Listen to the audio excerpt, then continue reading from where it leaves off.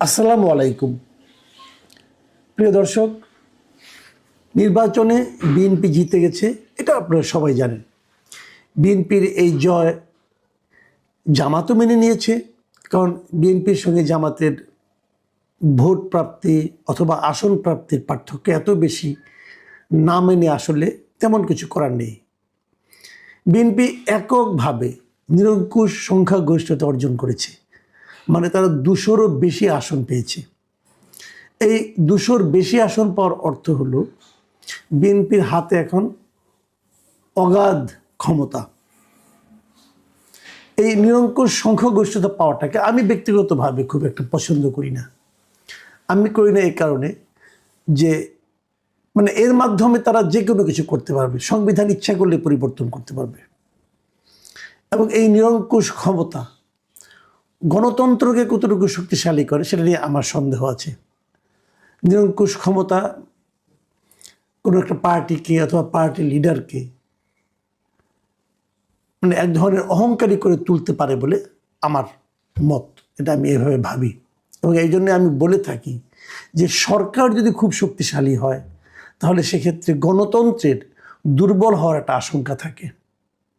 আর যদি বিরোধী দল শক্তিশালী হয় তাহলে গণতন্ত্র সবল হওয়ার একটা সম্ভাবনা থাকে। সে বিচারে বিএনপির এই নিরঙ্কুশ যে সংখ্যাগরিষ্ঠতা, এটা আমাকে একটু হলেও আমাকে শঙ্কিত করে। আমি খুব সতর্কভাবে বিএনপির দিকে তাকাবো এই কারণে। বিপরীত দিকে জামায়াত আসন সংখ্যা কম পেলেও আমার ধারণা 2-1 দিনের মধ্যে প্রকাশিত হবে জামাতের মোট ভোট কত শতাংশ তারা পেয়েছে, এবং আমার ধারণা জামাত এবার প্রচুর ভোট পেয়েছে। সেটা কিন্তু জামাতের শক্তিমত্তারই একটা পরিচয় বহন করবে। এগুলো নিয়ে আমি ডিটেল পরে আলাপ করব, আরও তো সময় আছে, আগামীতে আলাপ করতেই হবে। আজকে যে জিনিসটা নিয়ে আলাপ করতে চাই যে নির্বাচনে কিছু খুবই আলোচিত প্রার্থী, তাদের কি অবস্থা হলো, কে কে জিতলেন, কে কে জিতলেন না, প্রধান পার্টিগুলোর কি অবস্থা হলো, ফাঁপানো বেলুনের মতো কারা কারা ছিলেন, এগুলো নিয়ে আমি একটু কথা বলতে চাই আজকে। বিএনপি, জামায়াতে ইসলাম এবং এনসিপি প্রমাণিত হয়েছে এই তিনটাই হচ্ছে দেশের প্রধান তিনটা দল। জাতীয় পার্টি কালের গর্ভে হারিয়ে গেছে। জাতীয় পার্টির কোনো একজন নেতা জিততে পারেননি নির্বাচনে, এবং ইন্টারেস্টিং হলো এদের মধ্যে কেউ দ্বিতীয় স্থানেও আসতে পারেননি। জেনারেল এরশাদের হাতে গড়া দল অথবা অনেক সময় রংপুরের আঞ্চলিক দল হিসেবে পরিচিত সেই দল রংপুরেও কোনো একটা আসনে ন্যূনতম প্রতিদ্বন্দ্বিতায় আসতে পারেনি। দলের চেয়ারম্যান GM কাদের, দলের মহাসচিব পাটোয়ারি সাহেব, এদের ভরাডুবি ঘটেছে।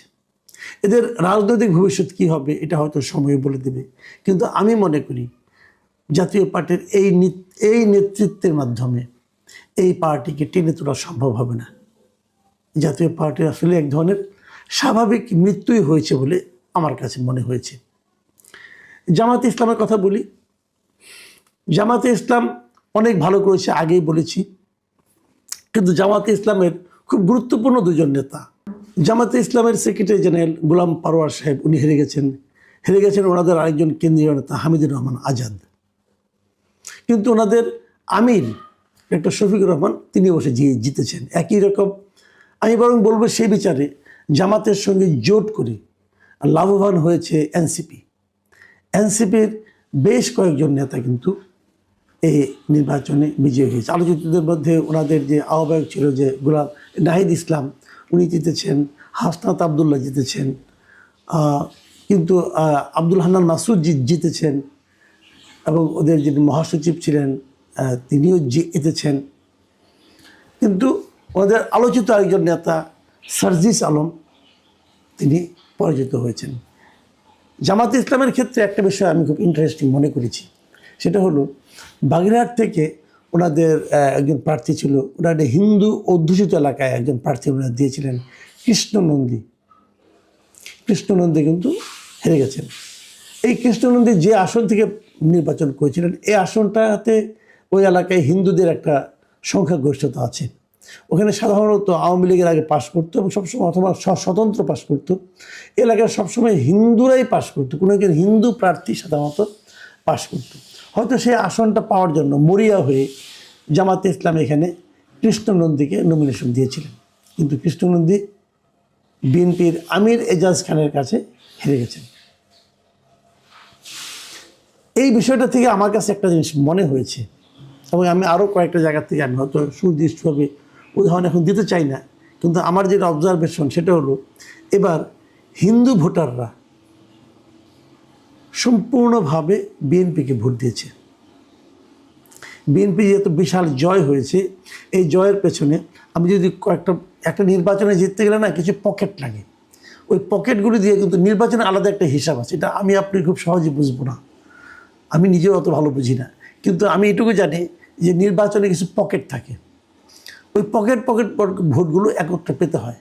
এবার বিএনপির জন্য দুটো পকেট খুব শক্তভাবে কাজ করেছে। একটা হচ্ছে হিন্দু ভোটের পকেট, হিন্দু ভোটাররা আমার জানা মতে সবাই বিএনপিকে ভোট দিয়েছে। আর একটা হলো নারী পকেট, নারীরা বিএনপিকে ভোট দিয়েছে। নারীদের মধ্যে জামাতে ইসলাম অনেক কাজ করেছেন, কোনো সন্দেহ নাই। নারীদের মধ্যে জামাতের প্রতি এক ধরনের আগ্রহ ছিল, কিন্তু জামাত কিছু কিছু ক্ষেত্রে আমার ধারণা বাড়াবাড়ি করে ফেলেছিল। এই বেহেশতের টিকিট দেওয়া, মাকে সন্তানের মাথায় হাত দিয়ে প্রতিজ্ঞা করানো, অথবা হিজাব নিয়ে আলোচনা। সর্বশেষ সাতক্ষীরার এক নেতা উনি বলে বসলেন যে মাহারাম ছাড়া নারীরা কাজেও যেতে পারবে না, এটা একদম ড্যামেজিং হয়ে গেছে আমি মনে করি সারা দেশে। শফিকুর রহমান সাহেবের নারীর কর্মঘণ্টাকে কমিয়ে আনার কথা বলা, এগুলো নারীদেরকে আসলে আর আগ্রহী করে তোলেনি জামাতের প্রতি। মেয়েদের বিভিন্ন বিশ্ববিদ্যালয়ে মেয়েদের হলে শিবিরের যে জয় ছিল, সেই জয়ের ফর্মুলা কিন্তু এখানে আর খাটেনি। এবং হিন্দু ভোটাররা বরাবরই সাধারণত মনে করা হয় তারা আওয়ামী লীগকে ভোট দেয়, কিন্তু এবার যেহেতু আওয়ামী লীগ রাজনীতিতে নেই, এ কারণে কিনা জানি না, তবে আমার ধারণা তারা তাদের দল পরিবর্তন করেছে। আগামীতে আওয়ামী লীগ আসলেও ক্ষমতায়, আওয়ামী লীগ যদি কোনো রাজনীতিতেও আসে, ক্ষমতা আসা দূরে থাক, আমার ধারণা হিন্দু ভোট যে এই যে বিএনপিতে এলো, এটা খুব শিগগিরই আবার এখান থেকে শিফট হবে, এরকমটা আমি আসলে মনে করি না। মুক্তিযুদ্ধ ইস্যু নিয়ে বলি, জামাতের পরাজয়ের পেছনে কিন্তু এই মুক্তিযুদ্ধ ইস্যুটা একটা বড় ঘটনা। মুক্তিযুদ্ধ ইস্যু নিয়ে কিন্তু নানা ধরনের ঘটনা ঘটেছে, এবং এই ঘটনাগুলি আমি মনে করি এবারে নির্বাচনে সবচেয়ে আলোচিত যে দুটো বিজয় ছিল আমার বিবেচনায় এই দুজনই ছিল। একটা হলো ব্রাহ্মণবাড়িয়া স্বতন্ত্র প্রার্থী ছিলেন রুমিন ফারহানা, বিএনপি থেকে বহিষ্কৃত। আরেকজন অ্যাডভোকেট ফজলুর রহমান, সাবেক ছাত্রনেতা, এবং মুক্তিযুদ্ধ নিয়ে ওনার যে দৃঢ় অবস্থান ছিল পুরোটা সময়, এই দুটো কিন্তু খুবই আলোচিত ছিল আমার ধারণা। রুমিন ফারহানা ব্রাহ্মণবাড়িয়া প্রার্থী ছিলেন, কিন্তু সেখানে উনি সারা সময় বিগত বছরগুলোতে আমরা দেখেছি যিনি বিএনপির হয়ে রাজনীতি করেছেন, বিএনপির হয়ে কথা বলেছেন, টকশোতে ছিলেন, এবং সংসদেও উনি বিএনপির মনোনীত প্রার্থী হিসাবে বেশ আলোড়ন তুলেছেন। সেই রুমিন ফারহানাকে কিন্তু এবার বিএনপি মনোনয়ন দেয়নি, না দিয়ে সেখানে তাদের জোটের একজন প্রার্থীকে দিয়েছিল, জুনায়েদ হাবিবকে। রুমিন ফারহানা স্বতন্ত্রভাবে নির্বাচন করেছেন, এবং স্বতন্ত্রভাবে নির্বাচন করেও উনি এখানে বিশাল ব্যবধানে, প্রায় ৩৮,০০০ ভোটের ব্যবধানে উনি বিজয়ী হয়েছেন। বাংলাদেশে মানে স্বতন্ত্র হিসাবে কোনো নারীর এই নির্বাচনে এটি একমাত্র বিজয়। আর বিপরীত দিকে দেখেন, শেখ হাসিনার পতনের পর মুক্তিযুদ্ধ ইস্যুতে যে রাজনীতিবিদ শক্ত হয়ে দাঁড়িয়েছিলেন তিনি হচ্ছেন অ্যাডভোকেট ফজলুর রহমান, একসময়কার বিশাল ছাত্রনেতা। উনি বিএনপির নেতা ছিলেন, এবং ওনার মুক্তিযুদ্ধ বিষয়ক মুক্তিযুদ্ধের ব্যাপারে ওনার যে অটল অবস্থান, এই অবস্থানের পক্ষে থাকতে যেয়ে উনি অনেক সময় রাজাকার এবং আলবদর রাজাকার জামায়াতদের নিয়ে নানা ধরনের কথাবার্তা বলেছেন, শব্দ উচ্চারণ করেছেন, যা মাঝে মাঝে বিতর্কও তৈরি করেছিল, এবং এই বিতর্কের কারণে এক পর্যায়ে দল তার পদও স্থগিত করেছিল। কিন্তু তাকে গ্রেপ্তারের দাবিতে সেগুনবাগিচা তার বাড়ির সামনে অশ্লীল সব স্লোগানও দিয়েছিল কিছু তরুণী। এরকম বেকায়দা অবস্থা থাকার পরও উনি ওনার এলাকায় প্রায় ৭২,০০০ ভোটের ব্যবধানে জামায়াত প্রার্থীকে হারিয়ে নির্বাচিত হয়েছেন। আমি মনে করি এই দুটো বিজয় এই নির্বাচনে অত্যন্ত বড় ঘটনা। কিছুটা প্রার্থীর পরাজয় আমাকে একটু হতাশ করেছে। এটা স্বাভাবিক ছিল এই পরাজয়গুলো, তবু এই লোকগুলিকে আমি সংসদে দেখতে চেয়েছিলাম।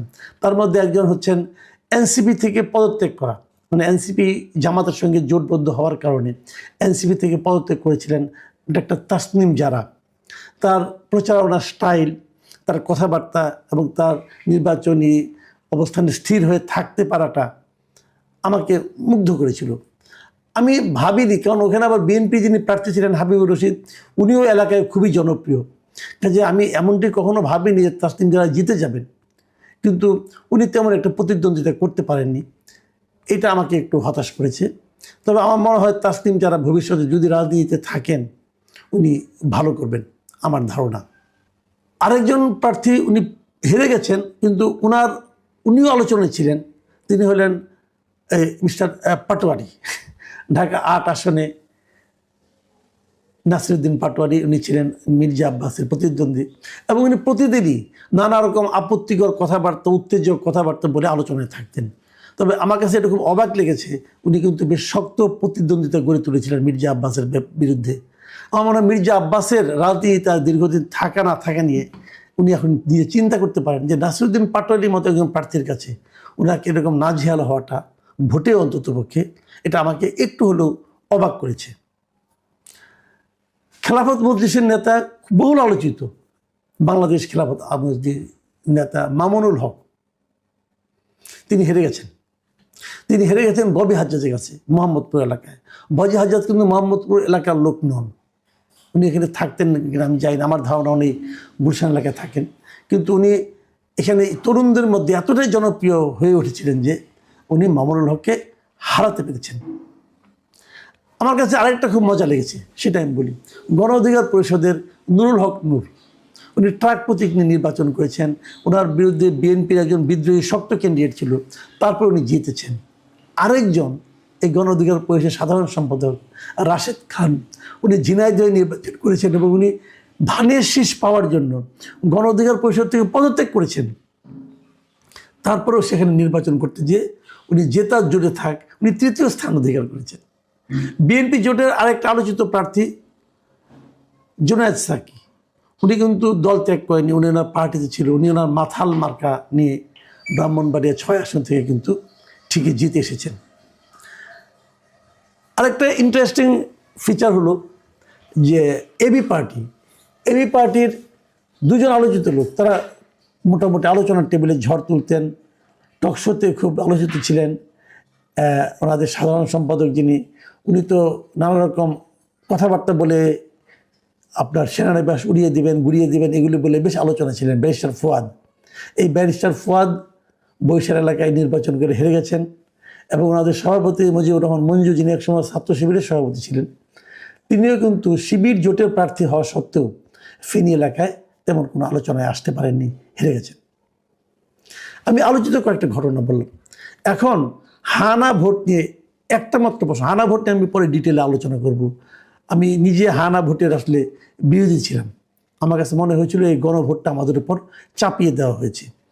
এই বিষয়ে একটা মাত্র প্রসঙ্গ বলে আমি আজকে আলোচনা শেষ করব। সেই প্রসঙ্গটা হলো, গণভোটে হা জিতেছে। হা যে জিতবে এটা সবাই জানতো, হা জিতবে। হা কত ভোট পেয়েছে? গণভোটে ভোট পড়েছে 60.26%। আর এখানে হা ভোট পড়েছে, আমি যদি সংখ্যার দিকে ধরি, 4,80,74,429টি এরা হা ভোট দিয়েছে।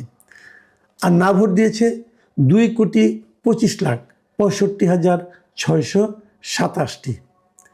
একদম কম নয় কিন্তু। এই যে হা ভোট হলো, না ভোট হলো, প্রত্যেকটা রাজনৈতিক দল, বিএনপি, জামাতে ইসলাম, এনসিপি, এবি পার্টি, যতগুলি পার্টি আছে এই নির্বাচনে অংশ নিয়েছে, সবগুলি পার্টি কিন্তু হা ভোট দেওয়ার জন্য জনগণের কাছে আহ্বান জানিয়েছে। তাহলে এত আহ্বানের পরও 2,25,65,627টি না ভোট পড়ল কেন? এটার হিসাবটা কি? সবগুলি তো হা ভোট পড়ার কথা ছিল, সবাই তো হা ভোট দিতে বলেছিল। তাহলে এই ভোটগুলি কি এই দলগুলির ভোট নয়? এই ভোটগুলো কি অন্য কোনো দলের ভোট? যে তারা বাধ্য হয়ে এই দলগুলোকে ভোট দিয়েছে নাকি? এই প্রশ্নটা থাকলো। আপনারা মনে মনে ভাবুন যে সবগুলি দল হা ভোট দিতে বলার পরেও এই অবাধ্য 2,25,00,000 ভোটার কারা? এরা কারা? আমিও পলিটিক্যাল পার্টিগুলিকে বলবো, যারা নির্বাচনে অংশ নিয়েছেন, যারা আপনাদের ভোট দিয়েছেন, তারা আপনাদের বাধ্য হয়ে গেছে এটা মনে করার কোনো কারণ নাই। এরা আপনাদেরকে প্রশ্ন করবে, সবাই আপনাদের অনুগত থাকবে না। এরা আজকের এই ভিডিওটি করছি। ত্রয়োদশ জাতীয় সংসদ নির্বাচনে যে ফলাফল, এটি মোটামুটি সেটেলড হয়ে গেছে। হা ভোট কত পড়েছে, না ভোট কত পড়েছে, বিএনপি সাকুল্যে কতটি সিট পেল, স্বতন্ত্র কতজন পেয়েছেন, আর জামায়াত ইসলামী কতজন তারা পেয়েছেন। তো সার্বিক ভোটের ফলাফল যাই হোক না কেন, ভোটের আগে জামাত নিয়ে মানুষের একটা মিথ তৈরি হয়েছিল, ভয়ঙ্কর একটি মিথ। আর সেই মিথটি ছিল জামাতের সঙ্গে দিল্লির একটা খুব ভালো যোগাযোগ হচ্ছে, দিল্লির কর্তা ব্যক্তিরা জামাতের আমিরের সঙ্গে এসে দেখা করেছেন, জামাতের আমিরও লন্ডনে গিয়ে দিল্লির কর্তা ব্যক্তির সঙ্গে দেখা করেছেন, ফলে জামাত যদি ক্ষমতায় আসে দিল্লি আপত্তি করবে না। দ্বিতীয় যে বিষয়টি ভয়ঙ্করভাবে ছড়িয়ে পড়েছিল সেটি হলো আমেরিকা, তারা জামাতের ব্যাপারে গ্রিন সিগন্যাল দিয়েছে। জামাত ক্ষমতায় আসুক, ক্ষমতা পরিচালনা করুক, এটা আমেরিকা চাচ্ছে। অন্যদিকে ব্রিটিশ রাষ্ট্রদূত এবং ইউরোপীয় ইউনিয়নের যারা রাষ্ট্রদূত, তারাও জামাতের ক্ষমতা আরোহণ নিয়ে বেশ দৌড়ঝাঁপ করছিল। কখনো দিল্লি যাচ্ছিল, কখনো লন্ডন যাচ্ছিল, কখনো ব্রাসেল যাচ্ছিল। আর রাষ্ট্রদূতদের এই তৎপরতার সঙ্গে তাল মিলিয়ে দেশের যারা ব্যবসায়ী আমলা কামলা, তারা সবাই মগবাজারে জামাতের অফিসে ভিড় জামাচ্ছিল। অবস্থা দৃষ্টি মনে হচ্ছিল যে জামাতের আমির ডক্টর শফিকুর রহমান মূলত আমিরুল মুমিনিন হতে চলেছেন, মুসলমানদের নেতা হতে চলেছেন। তো এই যে অতিরিক্ত একটি ভাইব তোলা হয়েছিল, তার প্রেক্ষিতে ঢাকা বিশ্ববিদ্যালয়ের ছাত্র সংসদের সহসভাপতি সাদিক কায়ুম, তিনিও তারেক রহমান সাহেবকে অসম্মান করে ভীষণ রকম বাজে বক্তব্য দিয়েছেন। অন্যদিকে জামাতের যারা সঙ্গী সাথী, এনসিপির নেতৃবৃন্দ, বিশেষ করে নাসিরউদ্দিন পাটোয়ারি, তার চালচলন কথাবার্তা ছিল ভীষণ রকম বেপরোয়া। মির্জা আব্বাসকে ওঠার সময় এক জুবানি, বসার সময় আর এক জুবানি, এবং এই ভদ্রলোকের জীবন রীতিমতো তছনছ করে তিনি ছেড়েছেন। নির্বাচন যদি আর দিন 15 চলত, আব্বাসউদ্দিন সাহেবের রক্ত বমি হতো, মির্জা আব্বাস সাহেবের রক্ত বমি হতো, ডিসেন্ট্রি, অথবা সেই যে রক্ত আমাশ হয় সেটি হতো, অথবা তিনি গলায় দড়ি দিয়ে মরতেন। এইরকম একটা পরিস্থিতি তৈরি করা হয়েছিল। আর নাসিরউদ্দিন পাটোয়ারির মতো তরুণ যারা নেতৃত্ব, তারা মির্জা আব্বাসের মতো ঝানু, বিখ্যাত এবং সিজেন্ট যারা পলিটিশিয়ান, তাদেরকে ঠিক তখনই আঘাত করেন যখন তার পিছনের ভিত্তিটা থাকে খুবই শক্তিশালী। তো এই যারা লোকজন, নাসিরউদ্দিন পাটোয়ারি, জামাতের যারা লোকজন, তাদেরকে প্রমোট করছিল, বিশেষ করে প্যারিসের প্রবাসী ইউটিউবার পিনাকি ভট্টাচার্য, আর জামাতের আরেকজন আধ্যাত্মিক নেতা হিসেবে পরিচিত ইউটিউবার ইলিয়াস হুসাইন। তো তারা তাদেরকে নানাভাবে গত 17 মাস ধরে তাদেরকে যেভাবে প্রমোট করছিল, তাতে করে জামাতের যারা লোকজন, তারা মনে করেছিল যে এই দুজনের হাতে প্রচুর ক্ষমতা। আর সেই দুজনও, ইলিয়াস এবং পিনাকি, তারা দুজনে, যদিও তাদেরকে সবাই ইল্লু এবং পিঙ্কু হিসেবে ডাকেন, তো যেহেতু এই প্রথমবার আমি তাদের নাম উচ্চারণ করে ভিডিও করছি, তাই নামের বিকৃতি না করে আমি তাদেরকে ইলিয়াস এবং পিনাকি হিসেবেই সম্বোধন করছি। তো পিনাকি এবং ইলিয়াস, তাদের দুজনের যথেষ্ট আত্মবিশ্বাস জন্ম নিয়েছিল যে বাংলাদেশে তাদের কোটি কোটি ফলোয়ার আছেন, তারা বাংলাদেশে আসলে যে কোনো রাজনৈতিক পরিস্থিতি উল্টে যাবে, এবং তারা যদি বিএনপির বিপক্ষে যায়, বিএনপির রাজনীতি শেষ, জামাতের পক্ষে যদি তারা অবস্থান নেয়, তাহলে জামাতের রাজনীতি নতুন করে শুরু হবে। তো এরকম একটা ভাইব চলার কারণে ইন্টারনেটে এবং সোশ্যাল প্ল্যাটফর্মে জামাত সম্পর্কে নানা রকম ওভার এস্টিমেট যেটিকে বলা হয় সেটি ছড়িয়ে পড়তে লাগলো এবং সবাই ধরে নিল জামাত ক্ষমতায় আসবে। প্রথমত জনপ্রিয়তা তাদের ব্যাপক হারে বেড়েছে, দ্বিতীয়ত তরুণ ভোটাররা যেহেতু এনসিপি তাদের সঙ্গে যুক্ত আছে সবাই জামাতকে ভোট দেবে, আর তৃতীয়ত যারা নারী ভোটার আছেন তারা দেবেন, আর ইসলামপন্থী যে সমস্ত মানুষ ধর্মকর্মে বিশ্বাসী সৎ মানুষের শাসন চায় এবং টাউট বাটপার বদমাশদেরকে পছন্দ করে না তারা জামাতকে ভোট দেবে। কাজেই জামাত ক্ষমতায় আসছে। কিন্তু শেষমেশ যখন রেজাল্ট আউট হলো, রেজাল্ট আউটের হওয়ার পরে দেখা গেল জামাত ভালো করেছে। অতীতের তাদের যতগুলো ইলেকশনে তারা অংশগ্রহণ করেছে সব ইলেকশনে তারা যত প্রার্থী তাদের পাশ করেছিল সব প্রার্থীর যোগফল একত্র করলেও এইবার তারা যে বিপুল সংখ্যক সংখ্যাগরিষ্ঠতা পেয়েছে এটা ইতিপূর্বে কখনো হয়নি। তো সেই দিক থেকে যদি আপনি ধরেন যে জামাত ক্ষমতায় যেতে পারছে না বা সরকার গঠন করতে পারছে না, এটি তাদের একদিকের পরাজয়। আর অন্যদিকে যদি আপনি চিন্তা করেন যে জামাত যে সংখ্যক আসন পেয়েছে সেই সংখ্যক আসন তারা জীবনে কোনোদিন পায়নি, সেই দিক থেকে এটি তাদের একটা বিজয়। এখন এই বিজয়ের যে আলটিমেট গোল কি?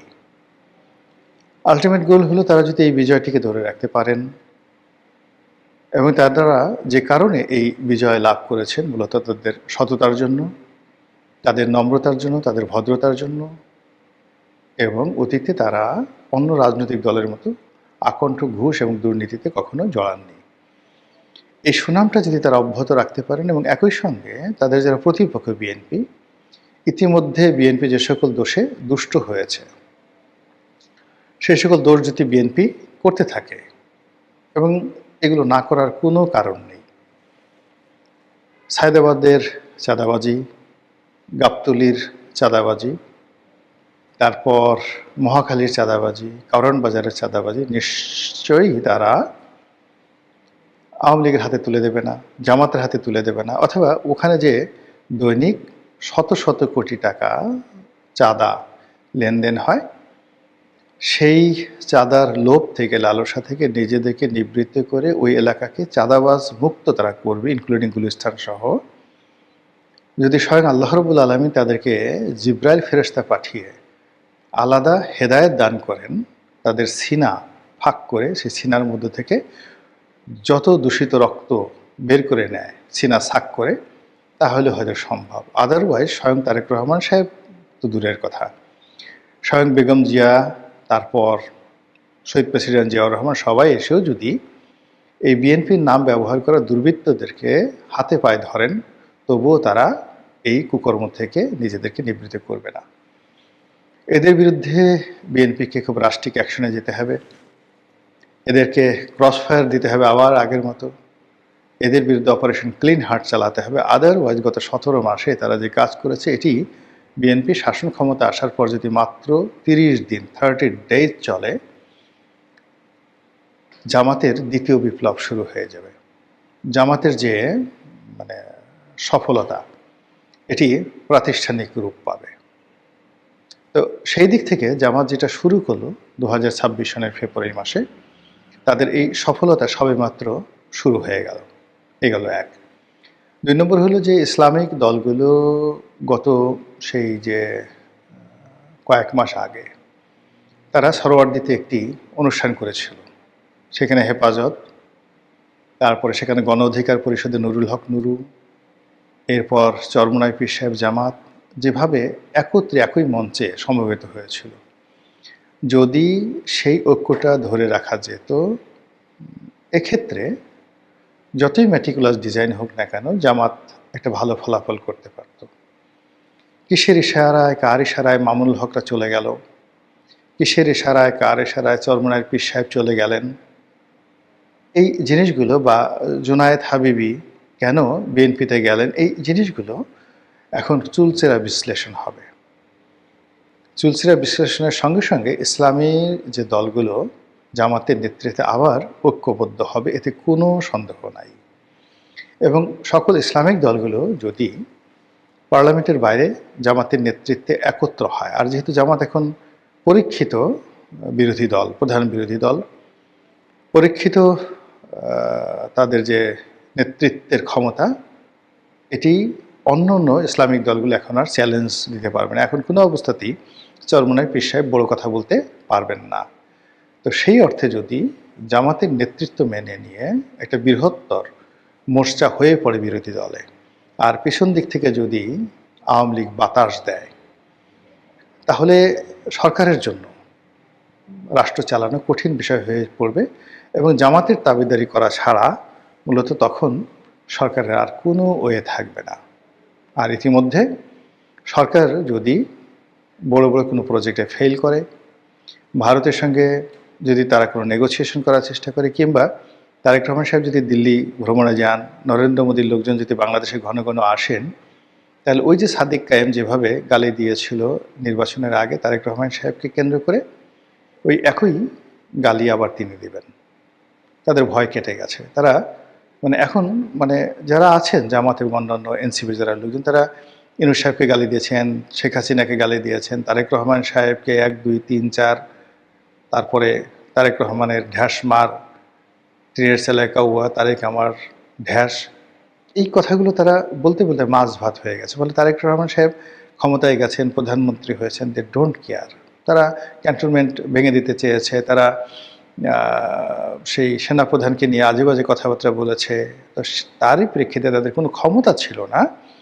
তখন যদি তাদের এই সাহস হয়, আর এক্ষেত্রে যদি সংসদে তাদের 70টির মতো প্রায় আসন থাকে, উচ্চকক্ষে তাদের সিট থাকে, এরপর নারী আসনে, সংরক্ষিত আসনে তাদের প্রতিনিধিত্ব থাকে, তাহলে সেক্ষেত্রে জামাত এনসিপির যারা নেতৃবৃন্দ গত 17 মাসে যে সকল বড় বড় কথা বলেছে, সেই বড় বড় কথাগুলো সুপারলেটিভ ডিগ্রি হয়ে বিএনপির বিরুদ্ধে এটি প্রয়োগ হবে। আর প্রয়োগ হওয়ার ফলে কি হচ্ছে, জামাত ডে বাই ডে তারা শক্তিশালী হবে, ক্ষমতা সম্পন্ন হবে। ফলে যে জামাতকে এখন পরাজিত মনে করা হচ্ছে, যে জামাতকে এখন যাকে বলা হয় বিরোধী দল মনে করা হচ্ছে, সেই জামাত যে গণেশ উল্টে দিতে পারবে না তা কিন্তু বলা যাচ্ছে না।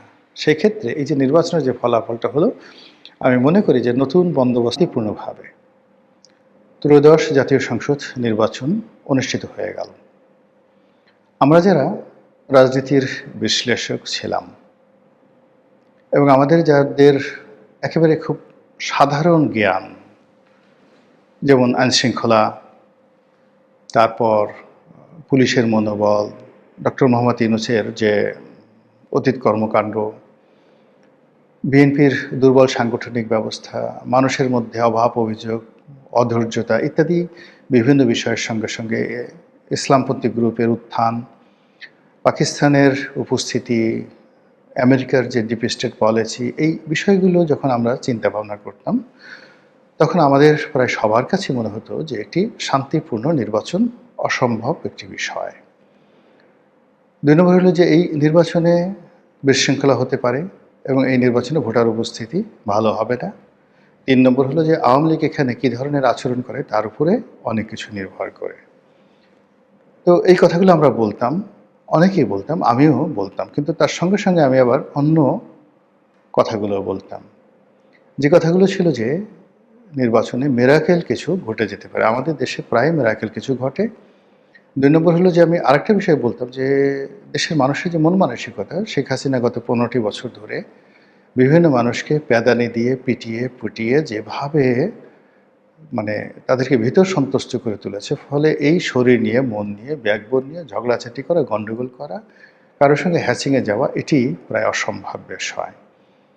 3 নম্বর হলো যে তরুণ ভোটার যারা জেএনজি, যারা ভোট দেয়নি, এবং নারী ভোটার যারা আছে, তারা ভোট কেন্দ্রে যদি উপস্থিত হন তাহলে সেই ভোটের সমস্ত ফলাফলগুলো উল্টে যাবে।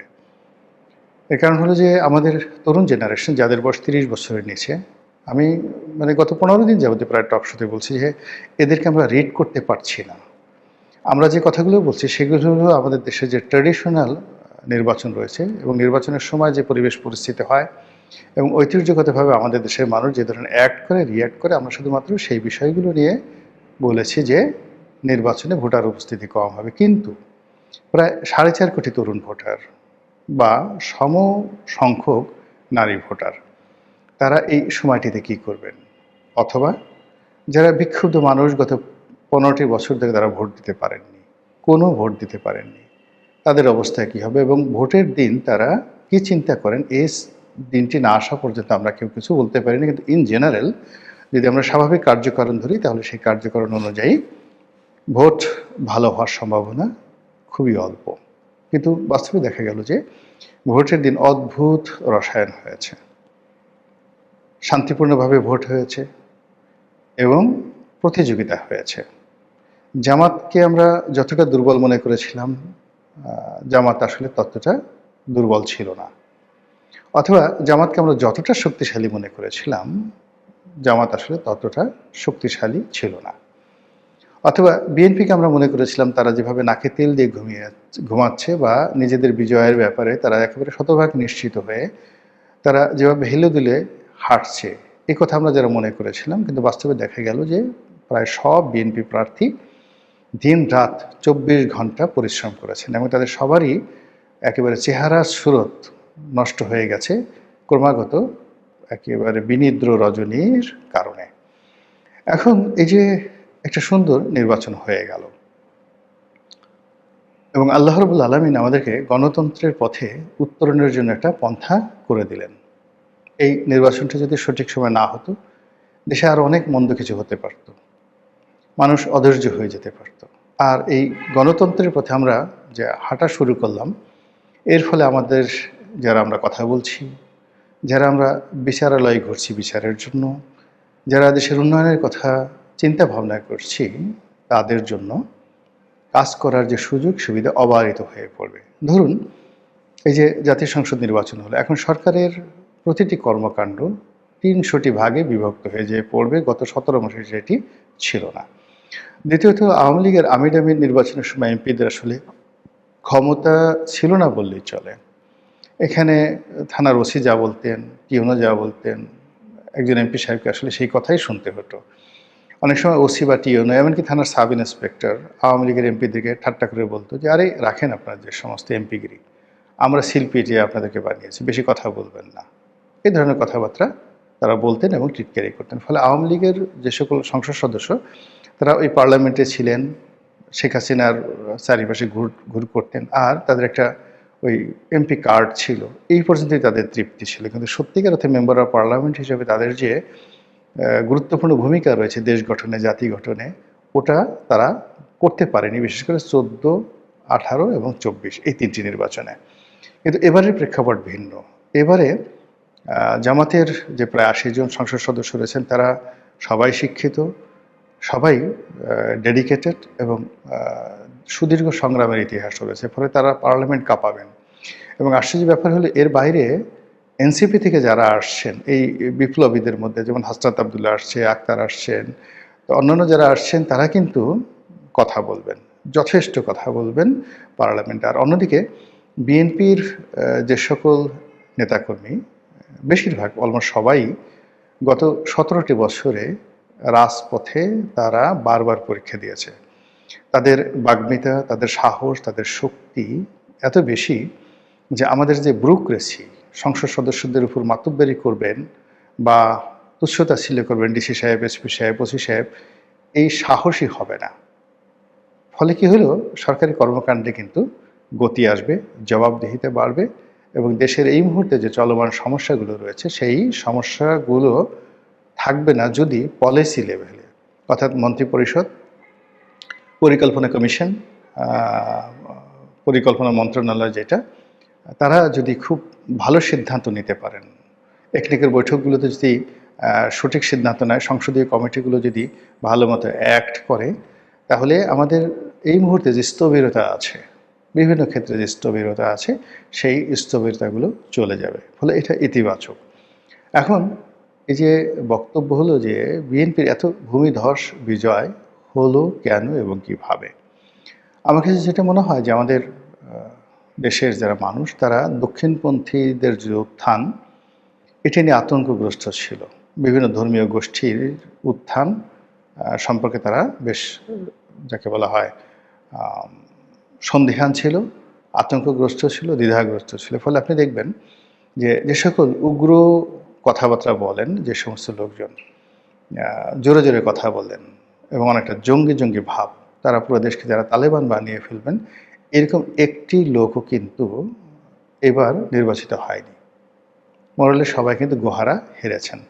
আর জামাতের যে সমস্ত লোক নির্বাচিত হয়েছেন, মোরালে তারা সবাই পলিটিক্যাল, লিবারেল এবং নম্র ভদ্র প্রকৃতির মানুষ। দ্বিতীয়ত হলো যেখানে একেবারে শেষ মুহূর্তে নারী নীতি নিয়ে বা নারীদেরকে নিয়ে যে সকল কথাবার্তা জামাতের পক্ষ থেকে বলা হয়েছে বা প্রচার করা হয়েছে, সেগুলো নারীদের মধ্যে ভীষণভাবে নেতিবাচক প্রতিক্রিয়া তৈরি করেছে। এবং যারা নারী সমাজ আছেন আমাদের, ডমিনেট করেন বিভিন্ন বিষয়, তো তারা এই নির্বাচনে কিন্তু ডমিনেট করেছে। এবং নির্বাচনের পরে অনেক মহিলাকে দেখলাম যারা খুব আধুনিক জীবনযাপন করেন, কর্মজীবী মহিলা, বড় বড় অফিস চালান, এনজিও চালান, টেলিভিশন চালান, মিডিয়া চালান। তো যাদের সঙ্গে কথা হলো তারা সবাই বলার চেষ্টা করলেন যে আমরা ঈদের আনন্দ উপভোগ করছি, আরও কয়েকদিন আমরা এই আনন্দ উৎসব করবো, জামাত যে আসেনি এজন্য আমরা খুব খুশি।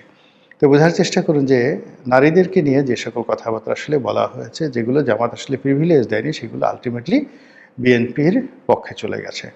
এবং সর্বশেষ এখানে যেটা মনে হচ্ছে যে এখানে আওয়ামী লীগের যারা ভোটার আছে তারা ব্যাপক হারে বিএনপিকে ভোট দিয়েছে। তারা জামাতের তুলনায় বিএনপিকে নিরাপদ মনে করেছে। যদিও জামাত প্রচার করেছে যে আওয়ামী লীগের বিরুদ্ধে যত মামলা আছে, মোকদ্দমা আছে, সব বিএনপি করেছে। আবার বিএনপি যে মামলাগুলো করেছে সেই ক্ষেত্রে আওয়ামী লীগের যারা লোকজন আছে তাদেরকে সাহায্য করেছে, সহযোগিতা করেছে জামাত, কিন্তু নির্বাচনের মাঠে সেটা কাজে আসেনি। নির্বাচনে মূলত শক্ত শক্তিশালী প্রার্থী হিসেবে আওয়ামী লীগের যারা নেতাকর্মী তারা বিএনপিকে মনে করেছে এবং তাদেরকে তারা ভোট দিয়েছে, এমনকি বিদ্রোহী প্রার্থীদেরকে ভোট দেয়নি। ফলে অনেকগুলো কারণ বিএনপির এই যে বিজয়, এই বিজয়কে নিশ্চিত করেছে। আর এই বিজয়ের এবং নির্বাচনের ফলে আশা করি নতুন একটি রাজনীতির ধারা সূচিত হবে, নতুন একটা গণতান্ত্রিক ধারা সূচিত হবে। এবং অতীতে যারা ফ্যাসিজম করেছেন, অতীতে যারা স্বৈরাচারী আচরণ করেছেন, অতীতে যারা দুর্নীতি করেছেন, বর্তমান সরকার যদি সফল হয়, বিএনপি সরকার যদি ভালো কাজ করে, সেক্ষেত্রে অতীতের যারা আছেন তারা লজ্জিত হবেন, অনুতপ্ত হবেন এবং বর্তমান সরকার হয়তো বহুদিন ক্ষমতায় থাকতে পারবেন। কিন্তু যদি এই সরকার ঠিক সব ক্ষেত্রে দুর্বলতা দেখানোর চেষ্টা করে, জাস্টিস সত্তারের মতো, কিংবা তারা যদি প্রতিহিংসা দেখায় আওয়ামী লীগের মতো, অথবা তারা যদি উগ্রতা দেখায় তালেবানদের মতো, সেক্ষেত্রে সরকারের যে স্থায়িত্ব এত কম হবে যেটি আপনি আমি কল্পনাও করতে পারছি না। যে জিনিস যত সহজে আসে সেই জিনিস তত সহজে চলে যায়। এই যে শেখ হাসিনার পতনটি আকস্মিকভাবে হয়েছে, আবার এই যে নির্বাচনটি সেটি অনেকটা আকস্মিকভাবে। এর কারণ হলো আমরা 10 মুখে সবাই প্রচার করেছি যে না, ডক্টর মোহাম্মদ ইউনূস যাবেন না, নির্বাচন তিনি দেবেন না। এবং ডক্টর মোহাম্মদ ইউনূস যে বারবার বলেছেন যে আমি নির্বাচন দেব, বা তার লোকজন বলেছেন নির্বাচন দেব, আমরা বিশ্বাস করিনি। আমরা বরং তার অন্য কথাগুলো, তিনি যে বলেছেন যে তাকে অনেকে বলেন 5 বছর থেকে যান স্যার, 50 বছর থাকেন, ওই কথাগুলোকে আমরা কগনিজেন্সে নিয়েছি। এবং তিনি গ্রামীণ ব্যাংকের ম্যানেজিং ডিরেক্টর পদে থাকার জন্য তার যে চেষ্টা তদবির ছিল, সেটাকে আমরা কগনিজেন্সে নিয়ে আমরা যে কথাবার্তা বলেছি, সেই কথার প্রেক্ষিতে যখন অলনে ছাড়েন, তারেক রহমান সাহেব এলেন, হাদি মারা গেল বা হাদিকে মেরে ফেলা হলো, তারেক রহমান সাহেব এলেন, বেগম জিয়া ইন্তেকাল করলেন, তারপর যেভাবে নির্বাচন হলো, এটাকে মনে হবে যে প্রকৃতি একটার পর একটা ঝড়ো হাওয়ার মতো ঘটিয়ে দিয়েছে আমাদের বাংলাদেশে। ফলে যারা পেয়েছেন তারা যদি এটাকে খুব আকস্মিক কোনো কিছু মনে করেন তাহলে ভুল করবেন। এটা আল্লাহর দেয়া অত্যন্ত সম্মানিত নিয়ামত। সেই নিয়ামতটি তাদেরকে, যাকে বলা হয়, সম্মান করতে হবে, মর্যাদা দিতে হবে, ব্যবহার করতে হবে। আর সরকার চালানোর জন্য সমস্ত রাগ বিরাগের ঊর্ধ্বে উঠতে হবে। যোগ্যতম লোকদেরকে প্রয়োজনে বিদেশ থেকে ভাড়া করে আনতে হবে, প্রয়োজনে চুক্তিভিত্তিক নিয়োগ দিতে হবে। এমনকি ওই যে মন্ত্রী পরিষদে যারা মন্ত্রী হবেন, সবাইকে যে এমপি থেকে মন্ত্রী দিতে হবে, নট লাইক দ্যাট। এখন তাদের যেহেতু একটা ব্রুট মেজরিটি আছে, ফলে তারা যারা যোগ্যতম ব্যক্তি মন্ত্রণালয় চালাতে পারবে, এই ধরনের লোকদেরকে বেশি বেশি মন্ত্রণালয় চালানোর সুযোগ দিয়ে এমপিদেরকে অন্য কাজে ব্যবহার করার দিলে এই যে দেশের যে সমস্যা খুব দ্রুত তারা সমাধান করতে পারবে বলে আমি মনে করছি। নতুন সরকারের জন্য শুভ আশিস, শুভকামনা। দেশের মানুষ সুখে থাকুক, শান্তিতে থাকুক এবং যারা অন্যায় করেছে তারা অনুতপ্ত হোক, তারা পুনর্বাসিত হোক এবং তারা আমাদের দেশের নাগরিক। তাদেরকে, যারা ভালো আছেন তাদের মধ্যে, তাদেরকে যেন আমরা দেশের প্রয়োজনে এবং জেনারেল ওয়াকারের এই নির্বাচনকে কেন্দ্র করে তাদের সেই মিশন কি সফল হয়েছে নাকি ব্যর্থ, আজকে এই বিষয়টি নিয়েই কথা বলবো। বাংলাদেশে আমরা যখন ছোট থেকে বড় হয়েছি তখন অনেকেই আমরা বলতাম যে আমরা অঙ্কে কাঁচা। আমি নিজেও আমার এই অঙ্কের মার্কসটা সবসময় অন্য অন্য সাবজেক্টের চেয়ে তুলনামূলকভাবে কম থাকতো। আমার এক টিচার ছিলেন প্রফেসর সৈয়দ মোদাস্সের আলী, তিনি সবসময় বলতেন যে অঙ্কে ভালো হতে হবে। আমরা যারা মেডিকেলে ব্যাকগ্রাউন্ডে তাদের অনেকেরই ধারণা ছিল যে মেডিকেলে বোধহয় অঙ্ক লাগে না, কিন্তু পরবর্তীতে আমি যখন এই জনস্বাস্থ্য বিশেষজ্ঞ হিসেবে কাজ করলাম বা পিএইচডি করতে আসলাম, কপাল কাকে বলে যে আমাকে এই পরিসংখ্যানের উপরেই নির্ভর করতে হলো। যে অঙ্ককে সারা জীবন ভয় পেয়েছি সেই অঙ্ককেই এখন আমার সকাল বিকাল চর্চা করতে হয়, বা আমার কাজের মেইন অংশটাই হচ্ছে পরিসংখ্যান। জার্মান একজন গণিতবিদ, ওনার নাম হলো কার্ল ফ্রেডেরিক গস, উনি বলেছিলেন যে mathematics is the queen of all sciences. আপনি যদি অঙ্কের মজাটা বুঝে যান, অঙ্কের উপরে যদি আপনার দখল থাকে, যেমন এখন আমি পরিসংখ্যান নিয়ে অনেক স্বাচ্ছন্দ্য বোধ করি, আমি অনায়াসে আমার প্রয়োজনীয় স্ট্যাটিস্টিক্যাল অ্যানালিসিস গুলো করে ফেলতে পারি এবং এটা এত এক্সাইটিং একটা বিষয়। কিন্তু সমস্যা হলো যে আপনি যদি গণিত বা স্ট্যাটিস্টিক্স এগুলো যদি হ্যান্ডেল না করতে পারেন, হ্যাঁ, একটা প্রবাদ আছে যে মিথ্যা 3 রকমের: lie, damn lie and statistics. So পরিসংখ্যানের অপব্যবহার যেমন করা যায়, আবার সাফিসিয়েন্ট নলেজ না থাকলে সেটা হ্যান্ডেল করতে যায় যেমন আটকা পড়ে যেতে হয়। যেমন আমাদের নির্বাচন কমিশন আটকা পড়েছে। নির্বাচনের দিন, নির্বাচন শেষে পরের দিন ভোর 4:40 তারা তাদের ওয়েবসাইটে জানালো যে গণভোটে হ্যাঁ ভোট পড়েছে 98,64,421, না ভোট পড়েছে 53,16,000 সামথিং।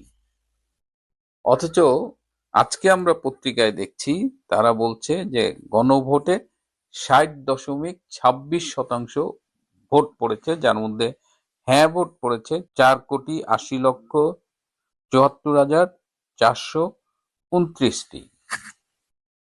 দেখেন, নিজেদের স্ট্যাটিস্টিক্স বারবার চেঞ্জ করতেছে। সকাল 10টায় বলতেছে এত শতাংশ ভোট, 11টায় বলতেছে, 12টায় ওটা জাম্প করে 3-4 গুণ বেড়ে গেছে 1 ঘন্টায়। মানে এই যে অঙ্ক নিয়ে খেলতে যাওয়া এবং তারা যে সংখ্যা বানাচ্ছে, এই বানাতে গিয়েই তারা বারবার ফাঁদে পড়তেছে, মিলতেছে না। 2 আর 2 যে 4 হয়, কিন্তু কখনো সেটা 3.5 হচ্ছে, কখনো 4.5 হচ্ছে। মানে একটা জিনিস আপনি বানাচ্ছেন এবং সেই বানাতে গিয়ে আপনি লেজে গবরে করে ফেলছেন। বিএনপির পক্ষ থেকে তাই নির্বাচন কমিশনকে স্পষ্টভাবে বলে দেওয়া হয়েছে যে এক্সাক্ট ফিগার গুলো আমাদের জানাও, তোমরা এক এক সময় এক এক কথা বলছো। এখন নির্বাচন কমিশন বাটে কেন পড়বে না? এই নির্বাচনে ভোট পড়েছে 14%, 14 পয়েন্ট সামথিং ভোট পড়েছে এই নির্বাচনে, একদম অরিজিনাল নাম্বার। সেইটাকে এখন সে দেখাচ্ছে যে 59% ভোট পড়েছে। এখন গণভোট একরকম, আবার সংসদীয় আসনের ভোট একরকম পড়েছে, সবকিছু সেটাও আবার মিলছিল না। তো এখন তারা এই এক একটা নাম্বার দিচ্ছে, তখন বলছে হ্যাঁ করছো কি, ভুল হয়েছে, তখন আবার ওইটারে ঠিক করতেছে। সংশোধিত সংশোধিত সংশোধিত করতে যায় তাদের থোলের বিড়াল ফাঁস হয়ে গেছে। এদিকে জামাত এবং ডক্টর ইউনূস এবং জেনারেল ওয়াকার, এই ত্রয়ীর সম্পর্কটা আপনারা জানেন। জেনারেল ওয়াকার এবং ডক্টর ইউনূস সর্বস্ব দিয়ে চেষ্টা করেছে জামাতকে ক্ষমতায় আনতে। তারা অনেকদিন ধরেই চেষ্টা করছে।